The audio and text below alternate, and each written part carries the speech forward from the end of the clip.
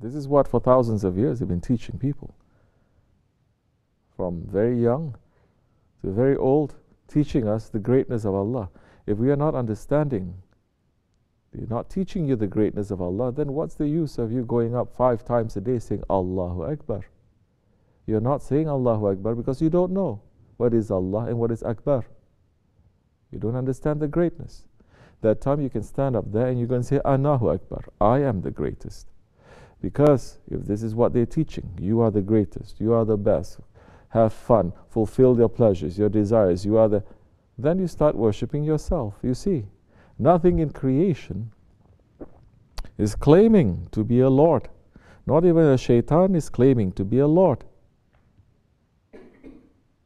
Only mankind is claiming to become Lord.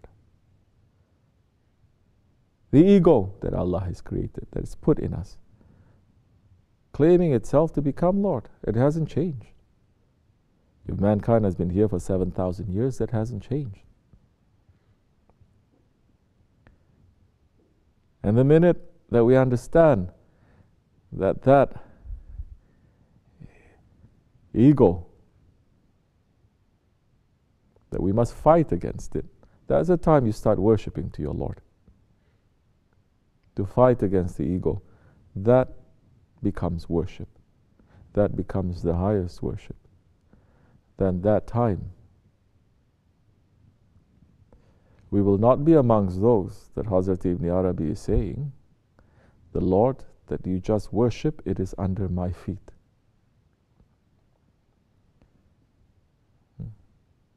Hazrat Ibn Arabi promising everyone money, gold. He says, go to the masjid. Listen carefully, and just give everyone a piece of gold. They say, really? He says, yes. Because he's looking, people are going in and out. The masjids that time, they're filled. They're huge. They fill thousands of people. Don't think the masjids like today. Don't think the people like today too. Those people, they didn't know Facebook. They don't know internet. They don't know the dirtiness that we know, that we take it for normal. That if you're not dirty, they say you are not normal. Those people, they did not know dirtiness. They're living under Khilafat. Yet their hearts were dead. Which means that for your heart to be alive,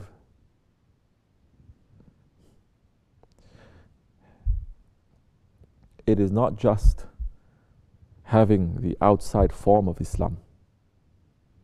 You have to have the inside form of Islam for the heart to be alive. So Ibn Arabi is saying, understanding that those people who went to the masjid, they're praying 5 times a day, they're doing everything that Islam is commanding. But their hearts are dead. They're not taking anything from the words of the Imams, from the masjid, from the centers of spirituality. Then check ourselves. If that was like that time, how is it today?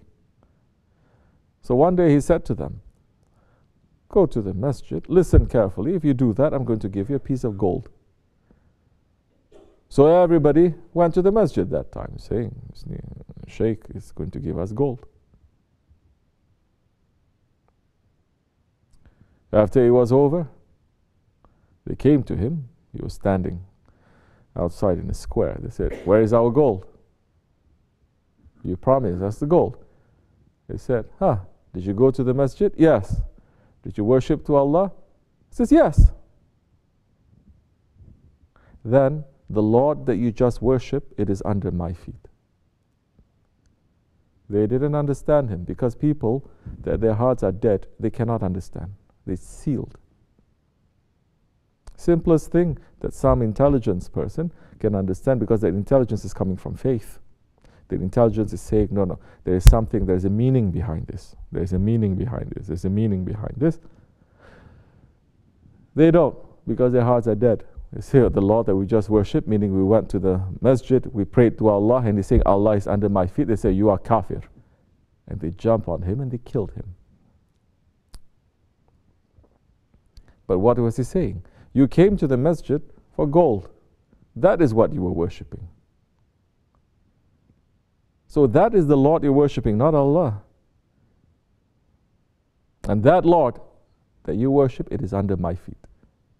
Meaning he's under me. He's meaning it in a symbolic way, and he's also meaning it in a way that is real. Because hundreds of years later, the Ottoman Sultan Selim, when he went, the prophecy is saying, Hazrat Ibn Arabi is saying, when sin enters into shin. So certain things are going to happen. So Selim, sin entering into shan. Well, it's a long story. Anyway, he told his alims and he told the awliya Allah that were there, he's saying, this happened to me, this dream happened to me, this thing happened to me. Look for this spot where Hazrat Ibn Arabi said, the Lord that you worship is under my feet. Because they killed Hazrat Ibn Arabi, and he was one of the biggest friends of Allah. He was a Shaykh for the Shaykhs. They threw his body in a, in a trash area, dumping ground. They didn't even bury him, they threw him there. So the Sultan was saying, where is the place that he said, the Lord that you just worship is under my feet? They found out, they say, this is over here, it is said. He says, dig. They started digging, and they found right underneath where he said, the Lord, the gold that you worship is under my feet, he found 40 clay jars, like this big, filled with gold. Awliya Allah, they don't lie. When they say something, even when it is not there, Allah will make it to happen. And that gold, the Sultan took it to build some masjids, to do some things, and to say, now over there we have to build a Dergah for him, the maqam for him. And that gold from that time until now, it's continuously feeding people, even up till today. People who come and they eat from the blessings of that gold. You understand? Now this is blessing. And so the believer, like what we said in the khutbah, the believer is the one who is always checking his belief. That is a believer. Because the believer is taking seriously that Allah subhanahu wa ta'ala is saying, oh, believers, believe. Allah is saying in the Quran al-Karim, oh, believers, believe. He didn't say, oh, unbelievers, believe. He didn't say, oh, mankind, believe. He's saying, believers, believe. He's addressing to the few, meaning check your belief. If we already have belief, why Allah is going to say believe? Check your belief. Because belief is also not something that you can put a limit to it. It is endless. That belief is endless. There are oceans and oceans of belief. Because now the belief of someone who is worshipping Allah only to get a gold, that is a low belief. You cannot compare that to the belief of a friend of Allah. You cannot compare that to the belief of the prophets. You cannot compare that to the belief of the Holy Prophet ﷺ, that he is the greatest believer. That Allah subhanahu wa ta'ala has created everything for his sake. So saying, oh believers, believe. So checking. Like Shaykh Efendi said years ago. He says everything in your life, you have a gauge. You have something that you show whether it's little or is a lot. You drive your car, there is a fuel gauge. You check whether you're an E or you're filled. You can check your battery. You can check everything to see whether there's enough there. You can check your gas. But where is that gauge for your belief? How are you going to check that? Because they don't teach these things anymore. They say, oh, you say shahadat by tongue, it's okay, you believe. No, who's saying that? Just because you say the shahadat, you can train a parrot to say the shahadat. The munafiqs, the hypocrites, they can say that. They can not say the shahadat, they can do everything that you're doing even better, more. But Allah is saying we're going to punish the hypocrites in a lower hell than the unbelievers.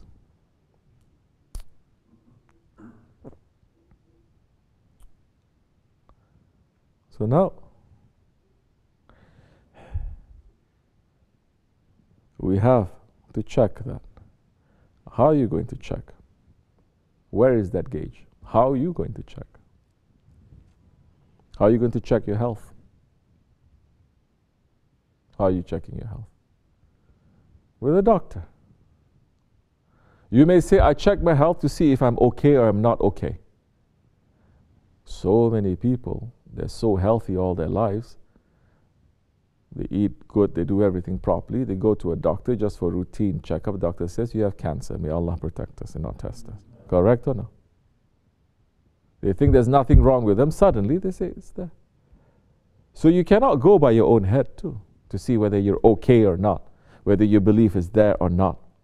There is a doctor for the physical, there's a doctor for the heart too. The prophets were there. And the prophets, they're not only sent to the unbelievers, they're sent to people who say we believe. Isa alayhi salam was sent to his nation. Did his nation not believe in Allah? No. Isa alayhi salam was sent to his nation, the one who is the closest to the Holy Prophet alayhi salam, the one that is closest to us too, the one who is going to come back soon, the one that we're waiting. Isa alayhi salam, he was not sent to his nation and they did not believe. They believe, but they did not believe according to the way that Allah wants them to believe. They're playing games with their belief. They are not making shirk, but they're being stubborn and arrogant and disobedient to Allah subhanahu wa ta'ala. So the prophets came also to make the believers, or those who claim that they're believers, to believe properly. To say, how are you going to believe properly? How? The prophets are saying, how are you going to believe properly? Prophet is saying, now, just do as you like. Or every prophet came to say, now you have to follow me. Because my Lord, your Lord and our Lord is saying, for you to get that belief, you have to follow. Every prophet, same message, follow me. There is one Lord, but you are not believing in that Lord properly. Every prophet came to say, there is no Lord, there is no Ilah, there is no God except for Allah. Same message. 124,000 prophets, same message. But there are those who don't believe in Allah, and there are those who believe, but they want to believe according to their own way. Because they have deviated means you're once upon a time, you were on the right way. It doesn't mean that you're completely without any guidance. You have some guidance, but you chose to deviate. So the prophets, they came also to warn those ones who say, no, we are believing. In fact, Isa alayhi salam, he came especially to warn those ones who says, no, my religion is perfect. My faith is perfect. I don't need you. Those high-level hahams, those rabbis that Isa alayhi salam is saying, look, believe properly.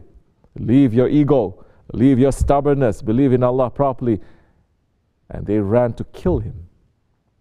That he was so upset, and in their own books, Isa alayhi salam was cursing at them. Cursing at them.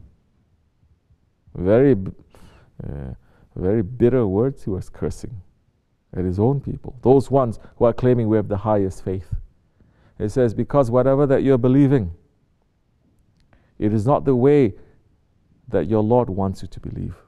You're only playing games with yourself. Stop that. Which is why Isa alayhi salam came to bring tariqat. He did not come to bring shariat, the laws. The laws are already there. Because the laws they are following, in fact, they follow more. That law is the law of Musa alayhi salam, the laws of Moses. It didn't change. Isa alayhi salam himself was following the shariat of Musa alayhi salam. But they have lost the understanding because they're not being sincere. So he came to bring Sufism, to bring Tasawwuf, to make them to be sincere, to make them to look. Sincerity means you're going to look again and again and again and again. You question yourself again and again. You ask yourself again and again. You don't just say, okay, I say it one time, it's okay. And because of that, they wanted to kill him. He came to take them to paradise, and they want to burn him. No. Second time he's going to come, they're going to do the same thing. They're also looking to the skies. They're also waiting for him to return. And they are going to run to burn him too. They have all these nuclear weapons and everything aiming there. So, nothing is going to touch him, of course. He's coming with the power of the heavenly power. On the backs of, he's holding on the shoulders of two angels. Don't think now physically like this. There are different reasons for that too. Different understanding. And he's going to come to finish. To finish who? To finish that one. That everyone in Zahir Zaman in reality they are worshipping. Who is that? Dajjal. Dajjal, the liar. The Antichrist.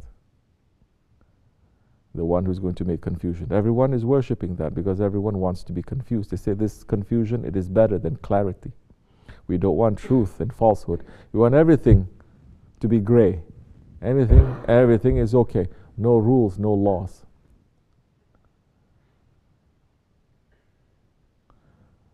May Allah make us from that very few who are going to be grateful to Him and who are going to be there to welcome Mahdi alayhi salam and Hazrat Isa alayhi salam. May Allah make us to become more sincere. May Allah make our belief to increase. May Allah give us more energy to fight against our shaitan, our ego, our desires.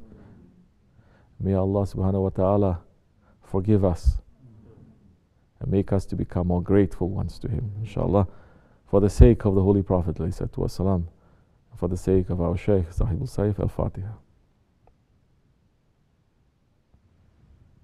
Amin. Assalamu alaikum wa rahmatullah.